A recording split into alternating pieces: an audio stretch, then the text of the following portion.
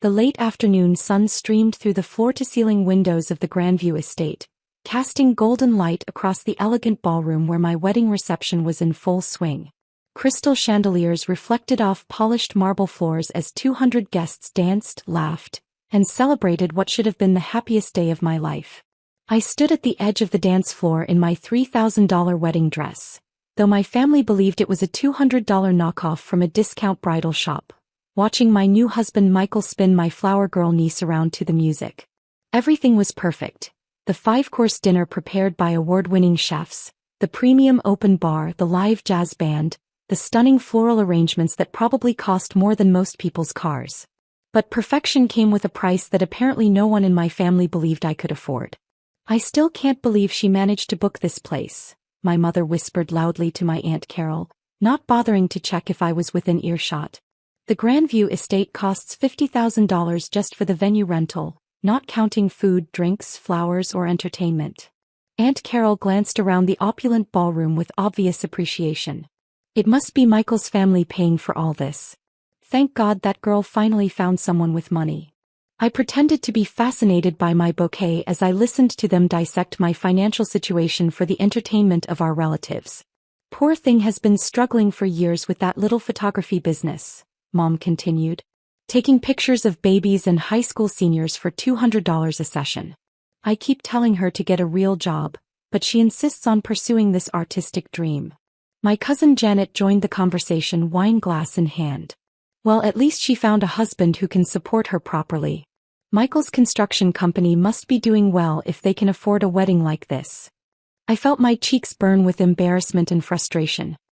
Here I was on my wedding day, listening to my own family speculate about my finances and dismiss my career as if I weren't standing right there. The truth was, Michael and I had split the wedding costs evenly, despite my offering to pay for the entire event. He'd insisted on contributing equally because he said it was important to him to feel like a partner rather than someone being supported by his wife's money. It was one of the many reasons I loved him. He saw me as an equal, not a charity case. "I just hope she's not going into debt for this," Mom said with a sigh. "You know how young people are these days. No sense of financial responsibility." That comment stung particularly deeply since I'd been financially supporting my parents for the last 3 years without them knowing it. The mysterious insurance settlement that had paid off their mortgage? That was me. The sweepstakes winnings that had covered Dad's medical bills? Also me. The church scholarship that had sent my younger brother to college? Me again. Michael appeared at my side, looking handsome in his perfectly tailored tuxedo. "Hey beautiful. Why do you look upset? This is supposed to be the best day of our lives." I forced a smile. "Just listening to family commentary about our financial situation." He followed my gaze to where Mom was still holding court with her theories about who was paying for what. "Your mom is doing the thing again, isn't she?" he asked quietly. The thing was what we called my family's tendency to discuss my supposed poverty as if I were either not present or not capable of hearing them. "It's fine," I said. "I'm used to it." "Well, I'm not," Michael said, his jaw tightening. "It's our wedding day, Sophia. You shouldn't have to listen to people talking about you like you're some kind of charity case." Before I could stop him, Michael was walking toward my mother's group. I hurried after him, hoping to prevent what was about to become a very awkward confrontation. "Excuse me, Mrs. Martinez," Michael said with exaggerated politeness. "I couldn't help but overhear your conversation about the wedding expenses." Mom looked flustered at being directly confronted. "Oh, Michael. We were just admiring how beautiful everything is. You and your family have really outdone yourselves." "Actually, Mrs. Martinez, I think there's been a misunderstanding. Sophia and I split all the wedding costs 50-50. She insisted on paying for exactly half of everything, including this venue." The group went quiet. Mom's face cycled through confusion, disbelief, and something that might have been panic. But how could she afford? Mom started, then caught herself. How could she afford her half of a $150,000 wedding? Michael's voice was getting louder, drawing attention from nearby guests. "Maybe because she runs a successful business that generates over $2 million in annual revenue." I grabbed his arm. "Michael, please. No, Sophia. I'm tired of watching your family treat you like you're broke when you're probably the most successful person in this room." Aunt Carol's wine glass nearly slipped from her hand. $2 million? That's when I saw Richard Grandview approaching our group with a warm smile. Richard was the owner of Grandview Hospitality Group, which operated luxury venues across the region. He was a distinguished man in his 60s who treated his properties like works of art and his clients like royalty. "Miss Taylor," he called out, using my maiden name as he'd known me professionally for several years. "I hope you're enjoying your special day." I smiled at him, grateful for the interruption. "Richard, everything has been absolutely perfect. Thank you so much for making this day magical." "It's my pleasure. And I wanted to personally thank you again for the acquisition. Having Taylor Creative Holdings purchase our entire chain has been the best thing that could have happened to our company." The words hung in the air like a bomb that had just been dropped in the middle of our family gathering. Mom's face went completely white. "Acquisition?" Richard beamed with pride. "Oh yes. Miss Taylor's company acquired Grandview Hospitality Group 6 months ago. We now have the capital to expand to 12 new locations across the state. It's the most exciting development in our company's history." He turned to me with obvious admiration. "Your vision for combining luxury events with cutting-edge digital marketing has already increased our bookings by 300%. The photography and videography packages you've integrated are revolutionary." My cousin Janet made a sound like she was choking on her wine. "Photography packages?" Mom whispered. "Oh, you must be so proud of your daughter," Richard continued, oblivious to the family drama he'd just ignited. "Taylor Creative Holdings isn't just about photography anymore. The event planning division, the luxury venue chain, the digital marketing agency, she's built quite an empire." He gestured around the ballroom. "And having her wedding at her own venue was such a lovely touch. Though I suppose technically it's free when you own the place." Richard laughed at his own joke while my family stared at me in stunned silence. "Empire?" Aunt Carol repeated weakly. "Absolutely. 15 venues across 3 states. A team of 200 photographers and event coordinators, partnerships with luxury hotels and resorts. Forbes called her one of the most innovative entrepreneurs in the wedding industry." Michael was trying not to smile as he watched my family process this information. "I should let you get back to celebrating," Richard said. "But Miss Taylor, the board meeting is scheduled for next Thursday to discuss the Las Vegas expansion. We're all very excited about the opportunities there." "Thank you, Richard. I'll see you Thursday." After he walked away, the silence that followed was deafening. 5 family members stood in a circle, staring at me like I'd just revealed I was an alien from another planet. Mom was the first to speak, her voice barely above a whisper. "Sophia, you own this place?" I nodded. "Among others. Grandview was actually my first major acquisition. I've been expanding the business model to other markets." "But you said you take pictures of babies," Janet said weakly. "I do. That's how I started, doing portrait sessions and wedding photography. But I also noticed that most venues had terrible marketing, outdated websites, and no social media presence.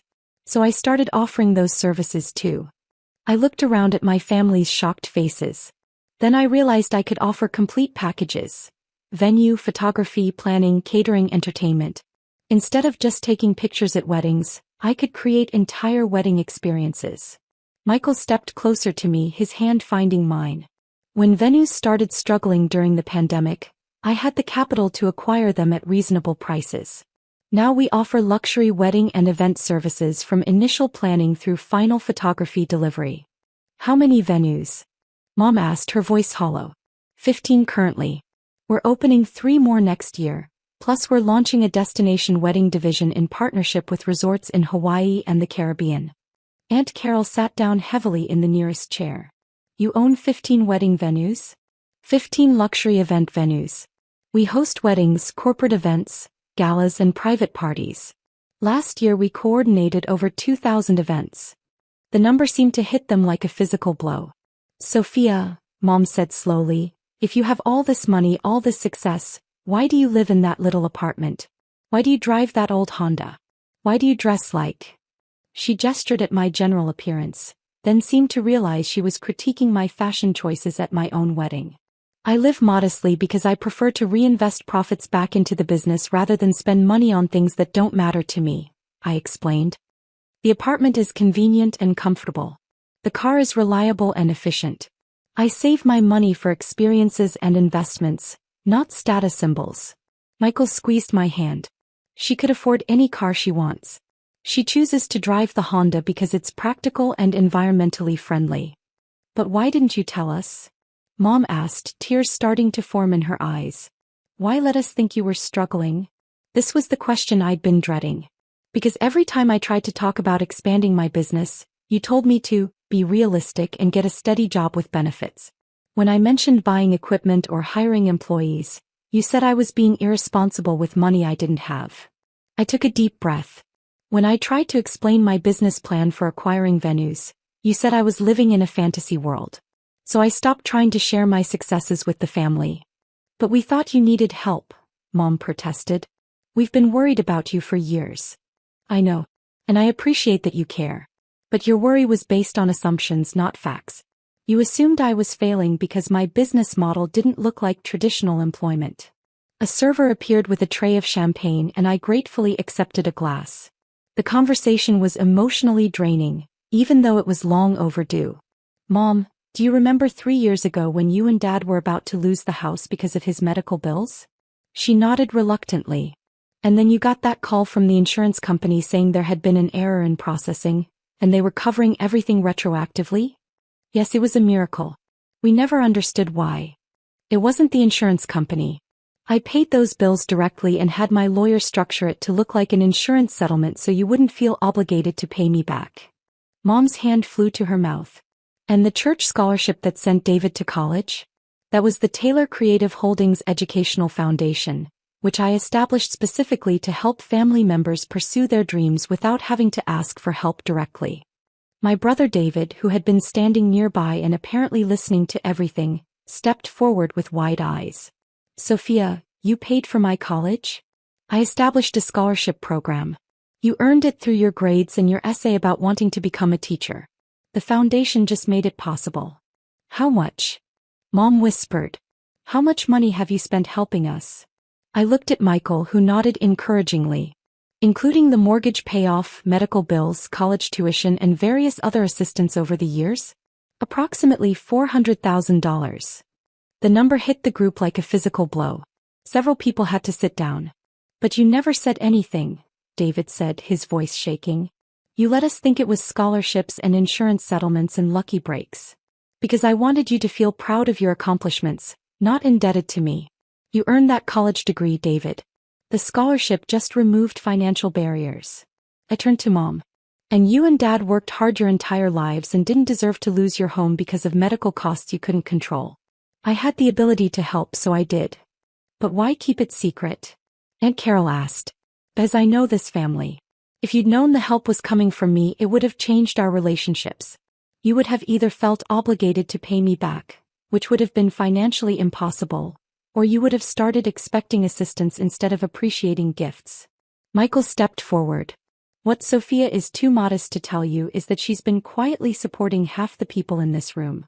The Taylor Creative Holdings Foundation has provided over $2 million in scholarships, medical assistance and emergency funds to family members and employees over the last 5 years. $2 million? Janet repeated faintly. That's just the charitable giving, Michael continued. The business itself is valued at approximately $15 million. Sophia is worth more money than the rest of the family combined, and she's been using that wealth to take care of everyone while letting you believe she was the one who needed help. The silence that followed was broken by the sound of the band starting a new song. Around us, the wedding reception continued as our family processed revelations that changed everything they thought they knew about me. Sophia, Mom said finally, I owe you an apology. We all do. We've been treating you like a child who couldn't take care of herself, when all along you've been taking care of all of us. You don't owe me anything, Mom. You're my family. Taking care of family is what you do when you have the ability. But we've been so condescending. So dismissive of your work, your choices, your lifestyle. You were trying to protect me. I understand that. But protection based on false assumptions isn't helpful. It's hurtful. David stepped forward and hugged me tightly. Thank you, he whispered. For college, for believing in me, for making it possible for me to become a teacher. You did the work, David. I just removed some obstacles. Mom was crying now, tears streaming down her face. I'm so proud of you, sweetheart. I should have said that years ago, but I'm saying it now. You've built something incredible. We're all proud, Aunt Carol added. And we're all ashamed of how we've been talking about you. I looked around at my family, these people who had shaped me, supported me in their way, and yes, sometimes misunderstood me completely. I don't want anyone to feel ashamed. I want us to move forward with better understanding. And I want you to know that despite everything, despite the frustration and hurt feelings, I love this family and I always will. Michael wrapped his arm around my waist. And now they know that when you said you wanted to pay for half the wedding, you weren't being stubborn or proud. You were being generous by not paying for the whole thing. That actually made Mom laugh through her tears. Speaking of the wedding, I said, there's one more thing you should probably know. I gestured toward the band which had just finished their set. See the musicians? That's the Taylor Creative Holdings house band. They perform at all our venues. And the photographer getting candid shots over there? She's my business partner and co-founder of the company. Even the band? Janet asked weakly. We employ about 200 people across all our properties. Photographers, planners, musicians, caterers, florists, venue coordinators. It's a comprehensive operation. The DJ took the microphone to announce the father-daughter dance, and Dad appeared at my side looking slightly overwhelmed by everything he'd apparently overheard. Sweetheart, he said quietly, your mother told me what we just learned. I don't have words for how proud I am, or how sorry I am that we didn't understand. Dad, let's just focus on celebrating tonight. We can talk about everything else later. As he led me onto the dance floor, I could see my family members scattered around the ballroom, some sitting in stunned silence, others animatedly discussing what they'd just learned. The revelation had completely changed the dynamic of the evening, but not in a bad way. You know what the best part of this is? Dad said as we swayed to the music. What's that? Watching you and Michael start your marriage with complete honesty. No secrets about money, no pretending to be something you're not. That's a good foundation. It is, I agreed. Though I'm not sure the family needed to learn everything quite so dramatically. Dad chuckled. Sometimes the truth needs a dramatic entrance to be properly heard. As the song ended and Michael cut in for the next dance, I realized that Dad was right. For years, I'd been allowing my family to believe a version of me that wasn't real. Tonight they finally met the actual me. Successful, generous, independent, and capable of taking care of not just myself but all of them. No regrets? Michael asked as he spun me around. None. It feels good to finally be seen for who I really am. Even if it means your mom is going to spend the next 5 years apologizing for underestimating you? I laughed. Especially then. As the evening continued, I noticed a subtle but significant change in how my family interacted with me. The condescending advice stopped. The worried glances disappeared. Instead, I found myself in conversations about business, investments, and future plans. For the first time in years, they were asking for my opinion rather than offering unsolicited guidance. It was exactly the wedding gift I hadn't known I wanted. The gift of being seen, understood, and respected by the people who mattered most to me. Later that night, as Michael and I prepared to leave for our honeymoon, Mom pulled me aside one final time. Sophia, I need you to know something. I'm not just proud of your success or your money. I'm proud of your kindness, your generosity, and the way you've taken care of this family without asking for recognition. Thank you, Mom. That means everything to me. And I promise no more assumptions about your life or your choices. If I want to know something, I'll ask instead of guessing. That sounds perfect. As our car pulled away from the Grandview estate, my venue, my business, my success story, I reflected on how completely the evening had changed. Not just because my family finally understood my financial situation, but because we'd established a new foundation for our relationships based on truth rather than assumptions. Tomorrow, Michael and I would fly to Hawaii for our honeymoon at a resort where Taylor Creative Holdings was launching our destination wedding division.